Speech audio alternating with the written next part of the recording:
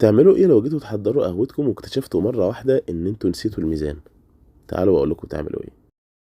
قدامكم حل من اتنين: يا اما تجيبوا مكيال وتعايروا بيه القهوة، وساعتها الميزان مش هيبقى مظبوط قوي، او تعملوا حاجة انا جربتها ونفعت جدا، وهي انكم تعرفوا جرام القهوة فيه تقريبا كام حباية قهوة. وعلشان نعمل كده فاحنا هنجيب 3 انواع قهوة من 3 تحميصات مختلفة، ونشوف جرام القهوة في كل نوع يعمل كام حباية، وساعتها هناخد المتوسط وهو ده تقريبا عدد الحبوب بتاعة القهوة اللي موجودة في الجرام. اول نوع معانا وهو تحميصه غامق شوية، وده هنلاقي فيه ان عدد حبوب القهوة في الجرام حوالي 9 حبوب قهوة. وهنجيب نوع قهوة تاني متحمص تحميص وسط، وهنشوف الجرام بيعمل كام حباية، وهنا الجرام هيعمل حوالي 7 حبوب قهوة.